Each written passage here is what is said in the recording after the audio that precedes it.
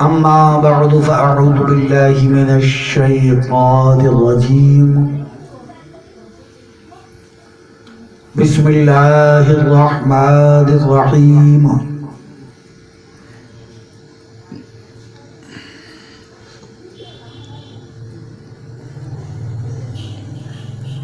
وَقَضَى رَبُّكَ أَلَّا تَعْبُدُوا إِلَّا إِيَّاهُ وَبِالْوَالِدَيْنِ إِحْسَانًا سبحان اللہ. وَبِالْوَالِدَيْنِ إِحْسَانًا إِمَّا يَبْلُغَنَّ عِندَكَ الْكِبَرَ أَحَدُهُمَا أَوْ كِلَاهُمَا فلا تقل لهما اف ولا تنهرهما وقل لهما قولا كريما سبحان اللہ. واخفض لهما جناح الذل من الرحمة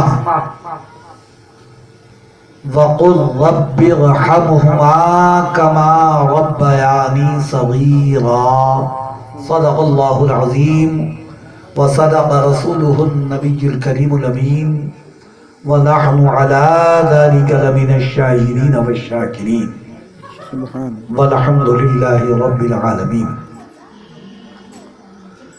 بعد آئے توحید کے متوالو، شمع رسالت کے پروانوں، اولیاء اللہ کے مستانوں، اہل بیت اطہار کے فداکاروں، صحابہ و شہدائے ملت کے جانثاروں، سب سے پہلے آقا مدینہ سرور قلب و سینہ حضور احمد مجتبی محمد مصطفیٰ صلی اللہ تعالی علیہ وآلہ وسلم کی بارگاہ میں جھوم جھوم کر ہدیہ درود پاک پیش فرمائیے اور پڑھیے اللہم صلی وسلم علی سیدنا و سندنا و مولانا محمد وعلی آل سیدنا و سندنا و مولانا محمد بعدد کل شیء معلوم لک رب عجیبی بجمالک اغثنی یا رسول اللہ صلی اللہ تعالی علیہ وآلہ وسلم.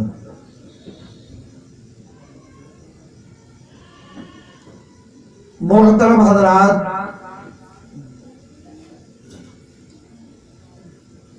ہم اور آپ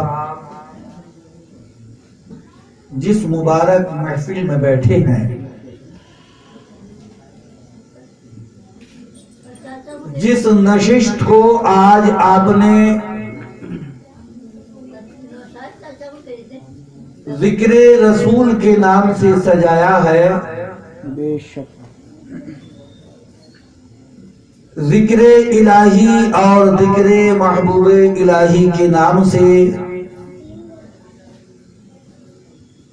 جس محفل کو آپ نے منعقد کیا ہے، اس محفل کا اور ان علماء اور سادات کرام کا یہاں پر تشریف لانا ہمارا اور آپ کا حاضر ہونا صرف ایک ہی مقصد ہے بے شک کہ جو ہمارے بزرگ اس دار فانی سے رخصت ہوئے ہیں، جن کے چہلوں میں ہم حاضر ہیں، ان کے لیے ایصال ثواب کرنا، ان کے لیے مغفرت کی دعا مانگنا، ان کے لیے بخشش و نجات کی دعا مانگنا، یہ آج کی ہماری اس محفل کا مین مدعا ہے. بے شک بے شک. محترم حضرات، کچھ کام ایسے ہوتے ہیں کہ ظاہری طور پر یا فضیلت و درجات کے طور پر وہ زیادہ بڑے تو نہیں ہوتے، زیادہ اعلیٰ تو نہیں ہوتے، فرض سے ان کا درجہ کم ہوتا ہے، واجب سے ان کا درجہ کم ہوتا ہے، لیکن مفید بہت ہوتے، بے شک بے شک. فائدہ مند بہت ہوتے. بے شک.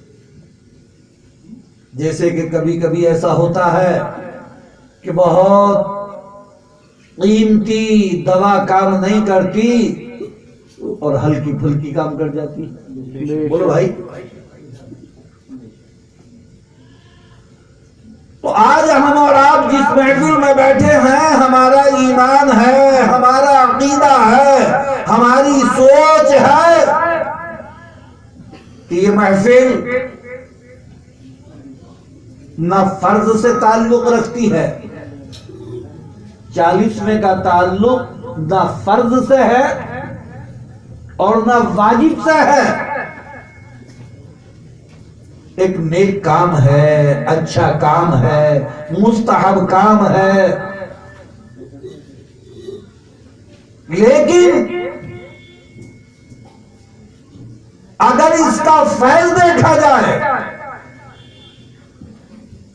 اس کی برکت دیکھی جائے، اس کی رحمت دیکھی جائے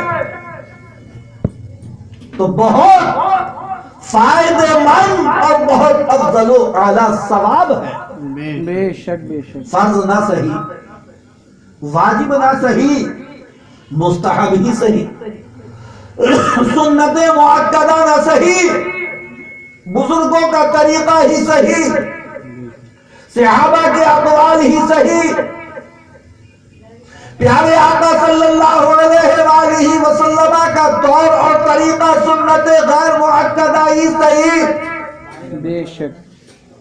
لیکن اس کا فائدہ بہت عظیم ہے، اس کا فائدہ بہت افضل ہے، اس کا فائدہ بہت اعلیٰ ہے.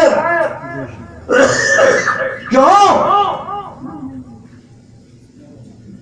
کہ یہ محفلیں بعد انتقال منتقل شدہ کے لیے بخشش اور نجات کا ذریعہ بن جاتی ہے. بے شک بے شک. سبحان. فرض نہیں ہے کوئی بات نہیں، واجب نہیں ہے کوئی بات نہیں، سنن الہدیٰ میں اس کا شمار نہیں، سنت مؤکدہ میں اس کا شمار نہیں، کوئی بات نہیں. لیکن اگر بزرگوں کے اقوال پڑھے جائیں، اللہ والوں کے اقوال پڑھے جائیں، تو شاہ عبدالعزیز محدث دہلوی علیہ رحمت و رضوان ارشاد فرماتے ہیں کہ انتقال کے بعد اگر کوئی گنہگار دنیا سے چلا گیا، کوئی اسیاں شعار دنیا سے چلا گیا، کوئی خطا بار دنیا سے چلا گیا، تھا مومن، ایمان والا تھا، لیکن فاسق تھا، فاجر تھا، بے نمازی تھا، گنہگار تھا، اسیاں شعار تھا، آپ فرماتے ہیں ایسے شخص کے لیے، آپ فرماتے ہیں گناہگاروں کے لیے، عصیاں شعاروں کے لیے، خطا واروں کے لیے یہ 13، 10واں، 20واں، 40ویں کی محفل واجب ہو جاتی ہے، ضروری ہو جاتی ہے، تاکہ ان کی روح کو آرام پہنچے، تاکہ ان کی روح کو سکون پہنچے، بے شک بے شک. تاکہ ان کی روح کو چین پہنچے. بے شک. اور محترم حضرات، یہ پیچھے سے چلا رہا ہے معاملہ۔ پیارے آقا صلی اللہ تعالی علیہ وآلہ وسلم نے اپنی خود صاحبزادے کا تیجا فرمایا، بے شک تیسرے دن ایصال ثواب کیا، بے شک بے شک اور پیارے آقا صلی اللہ علیہ وآلہ وسلم ارادے سے کرے یا بغیر ارادے کے کرے، میرے آقا نے جو کام کیا ہے وہی دین بنا۔ بے شک بے شک سبحان پیارے آقا نے جو کام کیا وہ دین بن گیا، وہ مذہب بن گیا، وہ اسلام بن گیا، وہ دین کا ایک طریقہ بن گیا، دین کا ایک اصول بن گیا۔ بے شک بے شک جبکہ اس کام کے کرنے کا مقصد وقتی طور پر ہو، وقتی طور پر فائدہ اٹھانا ہو، لیکن وہ ہمیشہ کے لیے دین بن جاتا ہے، ہمیشہ کے لیے وہ مذہب بن جاتا ہے، ہمیشہ کے لیے وہ سنت بن جاتا ہے، ہمیشہ کے لیے وہ ایک اسلامی قانون بن جاتا ہے۔ مثال کے طور پر آپ میں سے اگر کوئی حاجی صاحب ہیں، حج یا عمرہ کے ادا کرنے والے ہیں، تو محترم سامعین کرام انہوں نے دیکھا ہوگا کہ جب حج بیت اللہ شریف کے لیے آدمی جاتا ہے اور خانہ کعبہ شریف کا طواف کرتا ہے، خانہ کعبہ کا طواف کرتا ہے، تو خانہ کعبہ کے طواف میں شروع کے جو چکر 3-4 ہوتے ہیں وہ اکڑ اکڑ کے لگائے جاتے ہیں، سینہ تان تان کے لگائے جاتے ہیں، ان میں رمل کیا جاتا ہے، سینے کو تان تان کے چلا جاتا ہے، کانے کو بلا بلا کے چلا جاتا ہے۔ وجہ کیا ہے؟ وجہ یہ ہے کہ جب پیارے آقا صلی اللہ تعالی علیہ وآلہ وسلم نے مکہ المکرمہ کو چھوڑ دیا، مکہ المکرمہ کے لوگوں نے آپ کو بہت زیادہ ستایا، بہت زیادہ ستایا، تو اللہ رب العزت نے حکم صادر فرما دیا، اے میرے محبوب اب مکہ المکرمہ چھوڑ کر مدینہ المنورہ چلے جاؤ۔ اللہ اکبر، وہ اللہ کا محبوب، وہ خالق و مالک کا وہ محبوب کہ جس کے قبضے میں اللہ رب العزت نے دونوں جہانوں کی کنجیاں عطا فرما دی تھی، کنجیاں دے دی تھی۔ محترم حضرات، جو سب سے بڑی طاقت والا ہے، جو سب سے بڑی قوت والا ہے، وہ اپنے محبوب سے ارشاد فرماتا ہے، اے میرے محبوب مکہ المکرمہ کو چھوڑ دو اور مدینہ شریف چلے جاؤ، مدینہ شریف کی طرف کو ٹرانسفر کر لو، ہجرت کر لو۔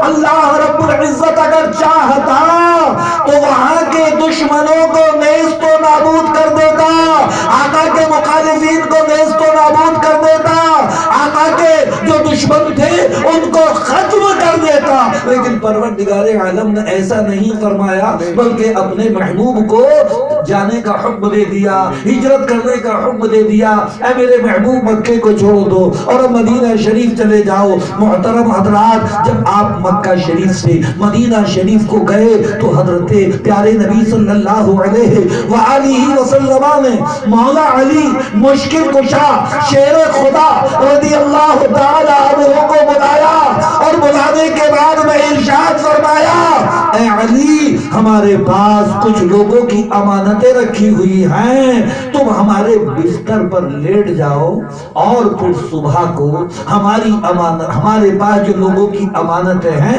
انہیں واپس کر کے آنا۔ ہم ہجرت فرما رہے ہیں، مدینہ شریف جا رہے ہیں، مدینہ شریف کی طرف کو جا رہے ہیں۔ اللہ اکبر، پیارے آقا صلی اللہ علیہ وآلہ وسلم نے حضور مولا علی مشکل کشا شیر خدا کو اپنے بستر پہ لٹا دیا اور خوشخبری بھی دے دی کہ صبح کو آنا، اور ہماری بات جو ہمارے پاس لوگوں کی امانتیں ہیں، جو مال وغیرہ ہے، اسے سب لوگوں کو دے کر تب آنا۔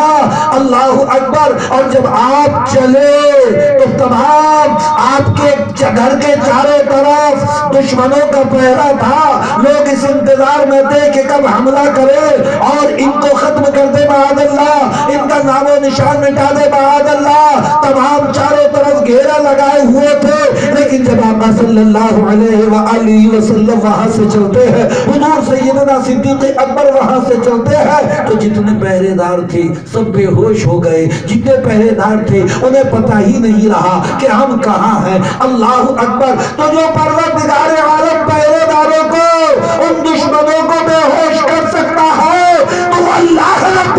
साथ अपने महबूब के दुश्मनों को खत्म भी कर सकता था, लेकिन परवरदिगार आलम ने ऐसा नहीं फरमाया, बल्कि क्या किया कि अपने महबूब को जगह बदलने का हुक्म दे दिया, अपने महबूब को हिजरत करने का हुक्म दे दिया। ये तरीका हमारे लिए दिया, ये तरीका हमारे लिए बराबर फरमाया कि अगर किसी को किसी जगह पर कोई तकलीफ हो, दुश्मन परेशान करते हो, तो वो जगह बदल कर अपने जान की हिफाजत कर सकता है।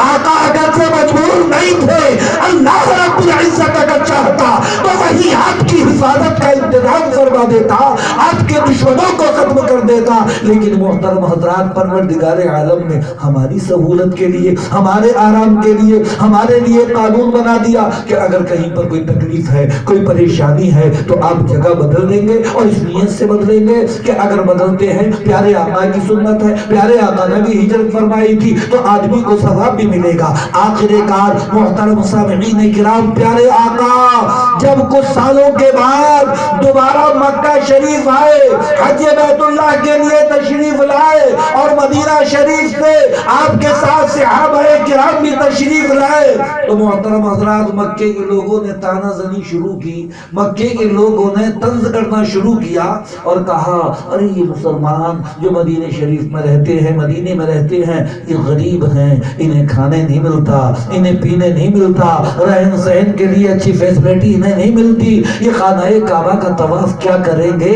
खानाए काबा का तवाफ करने वाला तो ताकतवर होना चाहिए, बहुत ज्यादा हिम्मत वाला होना चाहिए, इनके बस की बात नहीं कि खानाए काबा का चक्कर लगाएं। तो मेरे आका ने इरशाद फरमाया, ऐ मेरे सहाबा, अपने कानों को फुला फुला के, सीना तान तान के अल्लाह के घर का तवाफ करो, ताकि इन मक्के वालों को पता चल जाए कि ईमान वाले कमजोर नहीं होते।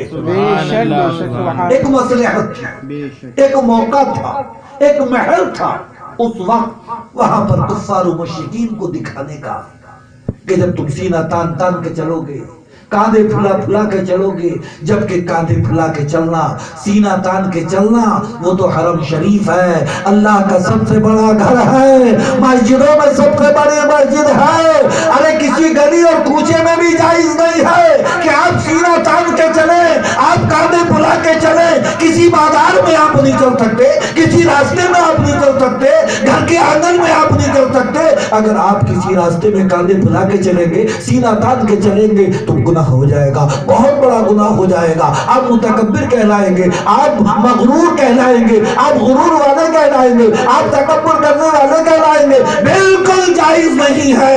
लेकिन मेरे आका ने किसी गली में, किसी रास्ते में, किसी चौराहे पर, किसी मैदान में कांधे फुलाकर सीना तान कर चलने का हुक्म नहीं दिया था, बल्कि उस मस्जिद में जो सारी मस्जिदों की जड़ है, सारी मस्जिदों की जान है, हरम शरीफ में, खाने काबा में सहाबा को कांधे फुला फुला कर सीना तान कर चलने का हुक्म फरमाया, ताकि इन लोगों को पता चल जाए कि ईमान वाले बुज़दिल नहीं होते हैं, ईमान वाले कमजोर नहीं होते हैं, ईमान वालों को अल्लाह रब्बुल इज्जत ने रूहानी ताकत से नवाजा है। तो मेरे आका ने तो उस वक्त इसलिए इरशाद फरमाया था ताकि मक्के के कुफ्फारों मुशरिकीन पर रोब जाहिर हो जाए, वो दबाव में आ जाए, उन्हें पता चल जाए कि ईमान वाले कमजोर नहीं है, अल्लाह ने बहुत बड़ी ताकत दी है। आज वहां पर ये माहौल नहीं है, आज वहां पर ईमान वाले नजर आते हैं, फिर किसको दिखाया जा रहा है अकड़ के चलना,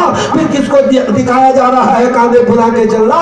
आज भी कोई हाजी हज करने के लिए जाएगा और खाने काबा का तवाफ करेगा, तो उसके लिए कांधे का फुलाना और सीने का तानना जरूरी हो जाएगा। कांधे फुला फुला के उसे तवाफ करना है, सीना तान तान के उसे तवाफ करना है, जबकि ना आज कोई देखने वाला है, ना किसी को दिखाया जा रहा है। प्यारे आका ने भले से ही वक्ती तौर पर मसलहत के तहत आपने सहाबा से फरमाया कांधे फुला के चलो, सीना तान के चलो, लेकिन आका का वो फरमान दीन बन गया, आका का वो फरमान دین بن گیا. بے شک آقا کا وہ فرمان دین بن گیا, ایسا اصول بن گیا, ایسا قانون بن گیا کہ جب تک آپ وہ کام نہیں کریں گے, جب تک آپ کا طواف کمپلیٹ نہیں ہوگا, جب تک آپ کا طواف مکمل نہیں ہوگا, تو محترم حضرات پیارے آقا صلی اللہ علیہ وآلہ وسلم نے تیسرے دن تیجا کیا بے شک اپنے صاحبزادے کا. یاد رکھیے یہ وہ طریقے ہیں کہ جن طریقوں کو کرنے کے بعد انتقال کرنے والے کو بہت بڑا سکون اور چین ملتا ہے, بے شک بہت بڑا سکون. کیونکہ پیارے آقا صلی اللہ علیہ وآلہ وسلم نے ارشاد فرمایا ہے کہ مرنے والے کی روح باقاعدہ اپنے رشتہ داروں سے, اپنے خاندان والوں سے, اپنے کنبے والوں سے, اپنے قبیلے والوں سے, اپنی اولاد سے ثواب کی آس لگاتی ہے. بے شک مرنے والے کی روح, کیونکہ جسم مردہ ہوتا ہے, روح نہیں مرتی. بے شک جسم بے جان ہوتا ہے, روح نہیں مرتی. جسم بے جان ہو گیا, روح تو جگہ بدل کے دوسری جگہ کو چلی گئی. بے شک بے شک روح کا تبادلہ ہوا, روح نے ہجرت کی ہے, روح جسم سے نکلی ہے, روح مری نہیں ہے. اسی لیے بولا جاتا ہے فلاں صاحب کا انتقال ہو گیا. انتقال عربی ورڈ ہے جس کا معنی ہے جگہ کا بدل دینا, جسے انگلش میں کہتے ہیں ٹرانسفر. جگہ بدلنے کو کیا کہتے ہیں؟ ٹرانسفر. ٹرانسفر ہو گیا, ایک جگہ سے دوسری جگہ چلے گئے. انتقال کے معنی بھی ٹرانسفر کی ہیں. انتقال کے معنی منتقل ہو جانا, جگہ بدل دینا. مطلب کیا ہوا کہ روح اب تک جسم میں تھی, اب جسم سے نکل کر کہیں دوسری جگہ چلی گئی. بے شک انتقال ہو گیا, روح نے جگہ بدل لی. روح مری نہیں ہے, روح باقی ہے. جسم بنا تھا مٹی سے, تو اللہ رب العزت نے جسم کا کھانا, جسم کی غذا مٹی سے پیدا کی. بے شک دھان, چاول, گیہوں, تیل, یہ ساری چیزیں کائے سے پیدا ہوتی ہیں؟ بول بھائی, مٹی سے. یہ سرسوں مٹی سے اگتی ہے, اس سے تیل نکلتا ہے.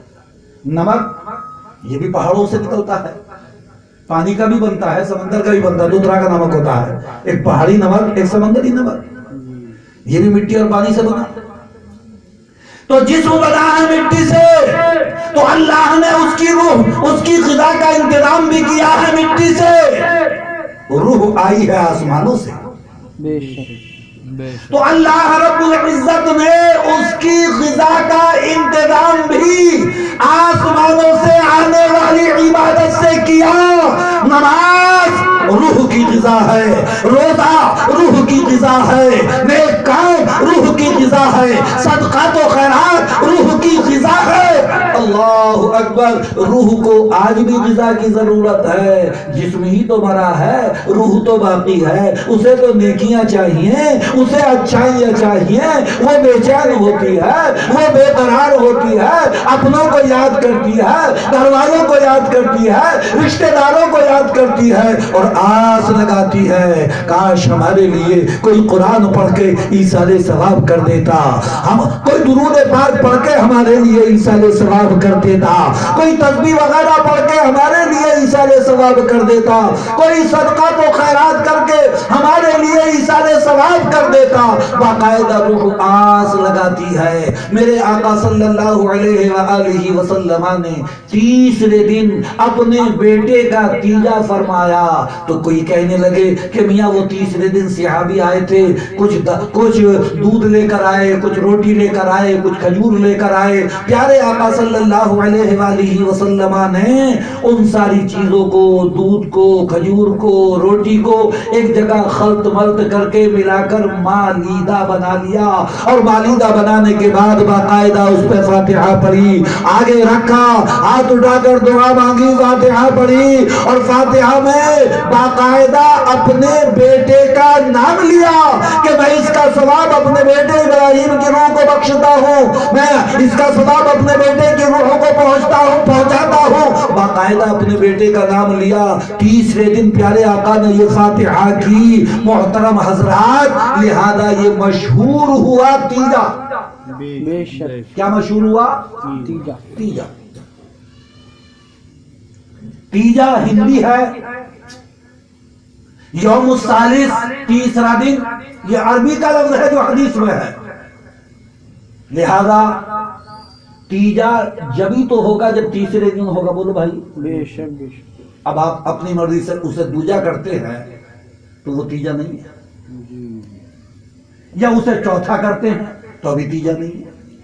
بے شک اور دین جو نام ہے، اسلام جو نام ہے، وہ آقا کی اداؤں کا نام ہے، بے شک بے شک پیارے نبی کے طریقے کا نام ہے، پیارے نبی کے اصولوں کا نام دین ہے، پیارے آقا نے جو انداز اپنایا اس کا نام دین ہے، پیارے آقا نے جو طریقے اپنائے اس کا نام دین ہے۔ اب آپ اپنی سہولت کے لیے یا مہمانوں کی سہولت کے لیے کوئی تیجے کی جگہ دوجا کرے یا تیجے کی جگہ چوتھا کرے تو جو کلام آپ پڑھیں گے، جو نیک باتیں آپ کریں گے، جو ایثار ثواب آپ کریں گے، اس کا ثواب تو بے شک مل جائے گا، لیکن آقا کے کہنے کے مطابق اور کرنے کے مطابق جو ثواب تیجے میں مل رہا تھا وہ دوجے میں نہیں ملے گا، بے شک بے شک کیونکہ ہم تیجا کر رہے ہیں آقا کی سنت سمجھ کر، بے شک پیارے آقا کا طریقہ سمجھ کر، پیارے آقا کے اصول سمجھ کر، پیارے آقا کا انداز سمجھ کر، پیارے آقا کی ادا سمجھ کر، پیارے آقا کی سنت سمجھ کر ہم تیجا کر رہے ہیں۔ محترم سامعین کرام، اب تیجے کے بعد 10ویں کی باری آتی ہے تو محترم حضرات، کچھ لوگ ایسے بھی ہیں کہ جنہوں نے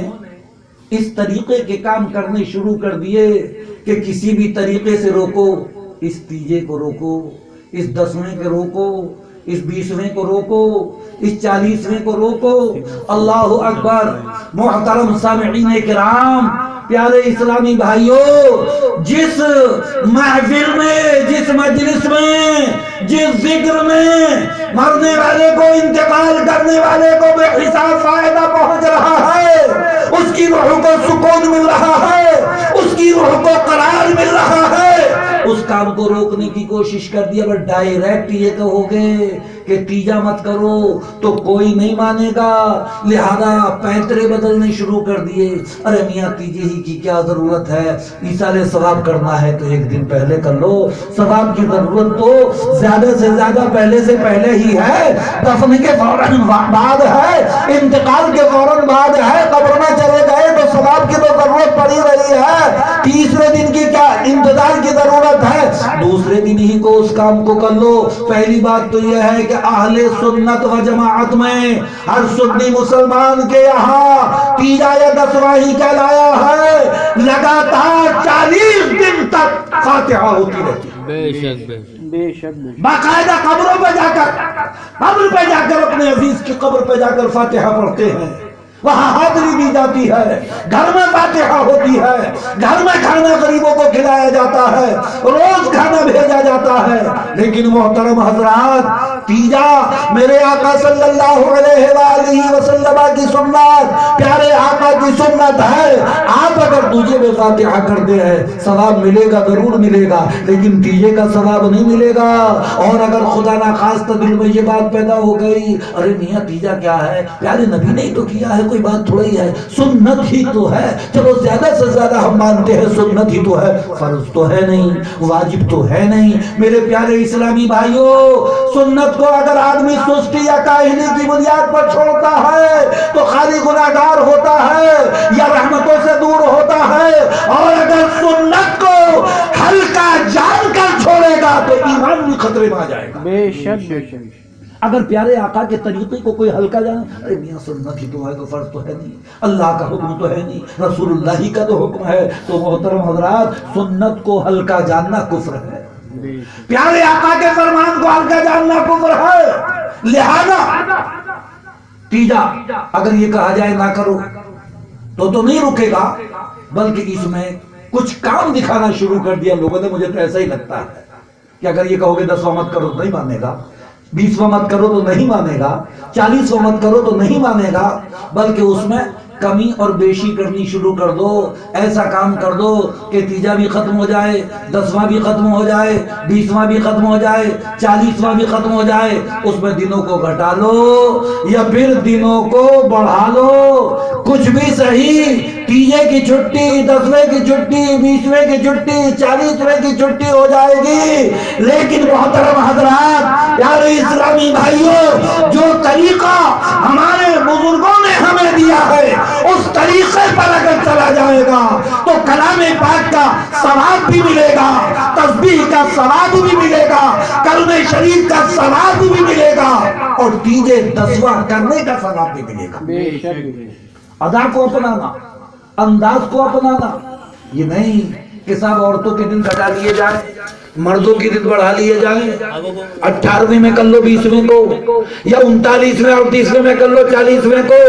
40واں تو تبھی مانا جائے گا جب وہ 40ویں دن ہوگا۔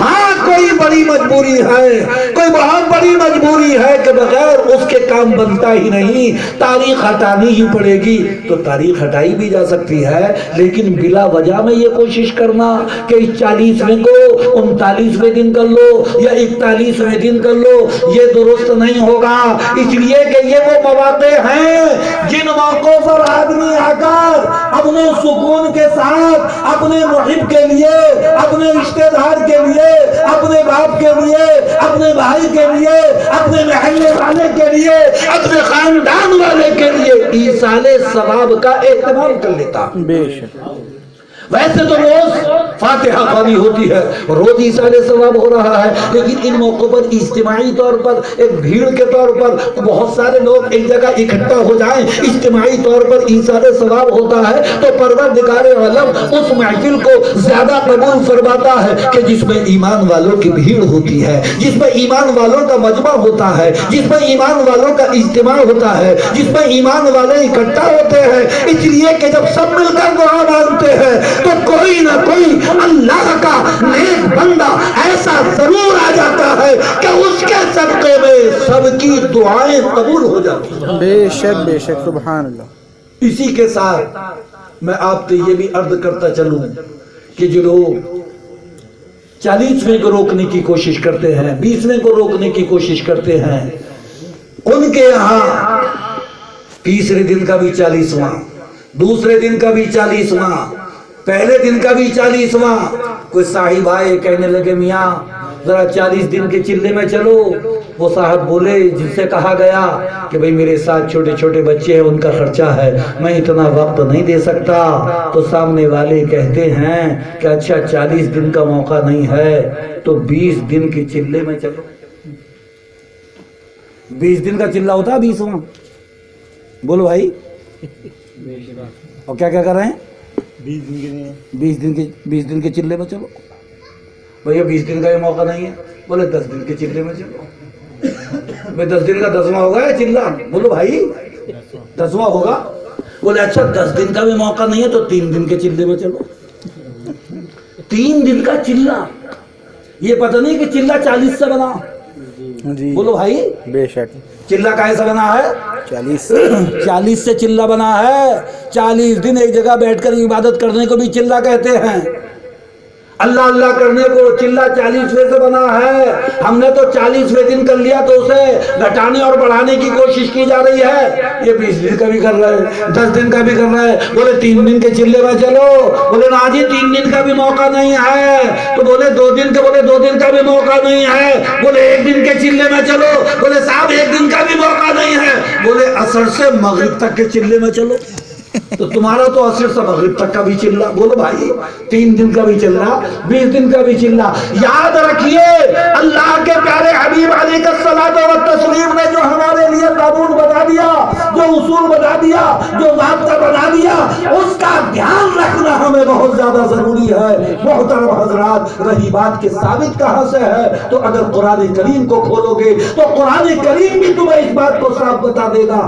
اجمالی طور پر قرآن کریم میں ہر مسئلے کا حل موجود ہے۔ محترم حضرات، میں نے عرض کیا ہے کہ ہر مرنے والے کی روح باقاعدہ اپنے رشتہ داروں سے آس لگاتی ہے کہ میرے لیے ایصال ثواب ہو جائے، میرے لیے مغفرت کی دعا ہو جائے، میرے لیے قرآن خوانی ہو جائے، میرے لیے ایصال ثواب ہو جائے، میرے لیے تسبیحات پڑھ کے ایصال ثواب کر دیا جائے، صدقات و خیرات کر کے ایصال ثواب کر دیا جائے۔ محترم حضرات، رہی ہے ثبوت کی بات تو محترم حضرات یاد رکھیے قرآن کریم کی آیت کریمہ ہے۔ اللہ رب العزت ارشاد فرماتا ہے وَقَضَىٰ رَبُّكَ أَلَّا تَعْبُدُوا إِلَّا إِيَّاهُ، اور فیصلہ فرمایا اے محبوب آپ کے رب نے کہ نہ عبادت کرو تمہیں لوگوں مگر اللہ کی، اور اللہ تعالیٰ نے اسی آیت میں ارشاد فرمایا وَبِالْوَالِدَيْنِ إِحْسَانًا، اور اللہ نے یہ بھی فیصلہ فرمایا ہے کہ ماں باپ کے ساتھ حسن سلوک کرو، اچھی نیکیاں کرو، اچھے کام کرو، ان کے ساتھ حسن سلوک سے پیش آؤ، ان کے ساتھ بھلائی کرو، ان کے ساتھ نیک نامی کرو۔ اللہ اکبر۔ اب آپ اس آیت کریمہ کی تفسیر کو اٹھا کر دیکھیے تو اس آیت کریمہ کی تفسیر میں آپ کو ملے گا مفسرین عظام نے اس آیت کریمہ کی تفسیر کی ہے وبالوالدین احسانہ کی کہ اللہ نے عبادت کا بھی حکم دیا ہے کہ اللہ کے سوا کسی کی عبادت نہ کی جائے، اور اللہ رب العزت نے ماں باپ کے ساتھ بھلائی کرنے کا بھی حکم دیا ہے۔ لہذا مفسرین عظام نے اس آیت کریمہ کی تفسیر جو بیان فرمائی ہے کہ ماں باپ کے ساتھ بھلائی کرنے کے 2 طریقے ہیں۔ ماں باپ کے ساتھ بھلائی کرنے کے 2 طریقے ہیں۔ کیا؟ ایک طریقہ تو یہ ہے کہ جب وہ زندہ ہوں، حیات ہوں اور بیمار پڑ جائیں، کوئی پریشانی ہو، کوئی ان کے اوپر کوئی تکلیف نہ ہو، ان کی خدمت کرو، ان کی خیریت پوچھو، ان کے لیے ان کا علاج کرو، کوئی طبیعت خراب ہے تو ان کا علاج کرو، ان سے محبت کرو، ان کے ہاتھ اور پیر دباؤ اور ان کی جائز ہاں میں ہاں کرو۔ وہ جو جائز کام کو کہتے ہیں اس کام کو کرو۔ ایک تو حسن سلوک یہ ہے، ایک تو بھلائی ان کے ساتھ یہ ہے کہ اگر وہ دنیا میں زندہ ہیں تو ان کی خدمت کر کے ان کے ساتھ نیکیاں، ان کے ساتھ حسن سلوک سے پیش آؤ، ان کے ساتھ بھلائیاں کرو۔ اور دوسری نیکی یہ ہے، دوسری بھلائی یہ ہے کہ جب والدین کا انتقال ہو جائے تو ان کے لیے ایصال ثواب کر کے ان کے ساتھ بھلائی کرو۔ سبحان اللہ۔ اگر اس آیت کریمہ کو ہم دیکھتے ہیں تو اسی آیت کریمہ سے تیجا بھی ثابت ہوگا، 10واں بھی ثابت ہوگا، 20واں بھی ثابت ہوگا، 40واں بھی ثابت نہ ہوگا، دنوں کی فاتحہ ثابت نہ صحیح لیکن ماں باپ کے ساتھ ایصال ثواب تو ثابت ہوگا۔ تفسیر تو بولو بھائی۔ قرآن کریم اللہ نے فرمایا وہ بالوالدین احسانا، یہ نہیں فرمایا کہ زندہ ہو تو ہی کرو، بلکہ مفسر نے اس کی تفسیر فرمائی، مفسرین اعلام نے صاحب تفسیر روح البیان ارشاد فرماتے ہیں اپنی تفسیر میں کہ والدین زندہ ہیں تو ان کے ساتھ بھلائی کرو، اور ان کا انتقال ہو جائے تو ان کے نام سے ایصال ثواب کر کے بھلائی کرو۔ سبحان اللہ، سبحان اللہ۔ تیجا ہوا، 10واں ہوا، 20واں ہوا، 40واں ہوا، جمعرات کی فاتحہ ہوئی، شب برات کی فاتحہ ہوئی، محرم کی فاتحہ ہوئی، ان ساری فاتحاؤں میں، ان سارے ایصال ثواب میں محترم حضرات ایک ہی کام تو کیا جاتا ہے، اور وہ کیا ہے؟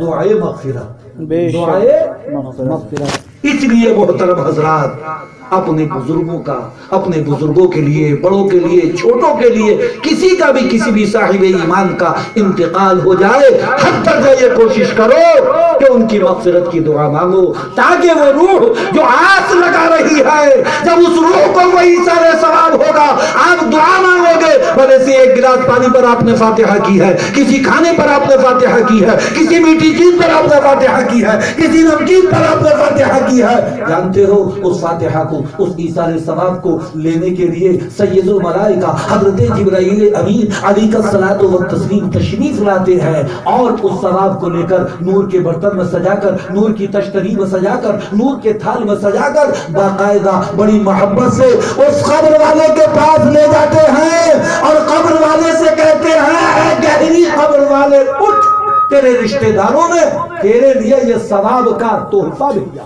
سبحان اللہ، سبحان اللہ۔ یہ حدیث ہے بے شک، کہ تمام فرشتوں کے سردار، سب سے بڑے فرشتے حضرت جبرائیل امین علیہ الصلوۃ والتسلیم اس ثواب کو لے کر قبر والے کے پاس پہنچتے ہیں اور کہتے ہیں کہ تیرے بھائی نے، تیرے بیٹے نے، تیری بیٹی نے، تیری اولاد نے، تیرے محبین نے، مخلصین نے یہ تیرے لیے ثواب کا تحفہ بھیجا ہے، لہذا وہ روح اس ثواب کو لے کر بہت زیادہ خوش ہوتی ہے اور وہ مرنے والا دل میں سوچتا ہے کہ اگر ساری دنیا کی دولت اس کی زندگی میں اس کے قدموں میں ڈال دی جاتی پھر بھی وہ اتنا خوش نہ ہوتا جتنا اس ثواب کو لے کر خوش ہوتا ہے، سبحان اللہ، سبحان اللہ۔ کیونکہ اسے عالم برزخ میں، قبر کے عالم میں ایصال ثواب کی ضرورت ہے۔ محترم حضرات، جب تک زندہ رہو کوئی نماز نہ چھوٹے، جب تک زندہ رہو کوئی روزہ نہ چھوٹے، جب تک زندہ رہو اللہ مالدار کر دے، صاحب نصاب کر دے، زکوٰۃ کو ادا کرو، اللہ صاحب استطاعت کر دے، حج ادا کرو، جب تک زندہ رہو اس پہ جسم میں سانس باقی ہے اللہ کی عبادت سے پیچھے مت ہٹنا، فرائض و واجبات کو وقت پہ ادا کرتے رہنا، سنن و مستحبات کو ادا کرتے رہنا، اللہ کی عبادت کرتے رہنا، زیادہ سے زیادہ اس کی عبادت کرو، اللہ توفیق دے تو فرائض کے ساتھ ساتھ، واجبات کے ساتھ ساتھ، سنت مؤکدہ کے ساتھ ساتھ نوافل کو ادا کرو، صلاۃ التسبیح کو ادا کرو، تہجد کو ادا کرو، اشراق کو ادا کرو، چاشت کو ادا کرو، صلاۃ المسجد کو ادا کرو، صلاۃ الشکر کو ادا کرو، اور بھی نوافل پڑھ کر اپنے خالق و مالک کو راضی کرو، اپنے پروردگار کو راضی کرو، جب تک زندہ رہو کوئی فرض نہ چھوٹے، کوئی واجب نہ چھوٹے، کوئی سنت مؤکدہ نہ چھوٹے، اس کے ساتھ ساتھ نوافل کی بھی محتاط کرو، لیکن اسی کے ساتھ اگر کسی مومن یا مومنہ کا انتقال ہو جائے تو اسے اس کے حال پہ مت چھوڑو، بلکہ جہاں تک ہو سکے اس کے حق میں مغفرت کی دعا مانگو، بے شک، بے شک، سبحان اس کے حق میں بخشش کی دعا مانگو۔ یہ ہمارا مذہب، ہمارا دین، ہمارا اسلام سکھاتا ہے۔ اگر ایسا نہ ہوتا تو پھر نماز جنازہ کی ضرورت ہی نہیں پڑتی، بے شک، کہ جیسا کیا ہے ویسا ہی بنے گا۔ نماز جنازہ بھی تو مغفرت کا ایک طریقہ ہی ہے، بولو بھائی، دعائے بخشش مانگنے کا ایک طریقہ ہی تو ہے، وہ بھی تو ایک دعا ہی ہے۔ لہذا نماز جنازہ ہمیں یہ بتا رہی ہے کہ بعد انتقال عالم برزخ میں پہنچانے سے پہلے اس کے حق میں بخشش کی دعا مانگ لو۔ سبحان اللہ، سبحان اللہ۔ لہذا وہی کام 3 میں ہوتا ہے، وہی 10 میں ہوتا ہے، وہی 20 میں ہوتا ہے۔ مولا تبارک و تعالی مرحوم کی مغفرت فرمائے، پروردگار عالم ان کی قبر کو بقائے نور بنائے، مولا تبارک و تعالی جنت الفردوس میں اعلیٰ سے اعلیٰ مقام عطا فرمائے، آمین آمین۔ وآخر دعوانا ان الحمد للہ رب العالمین۔ السلام علیکم۔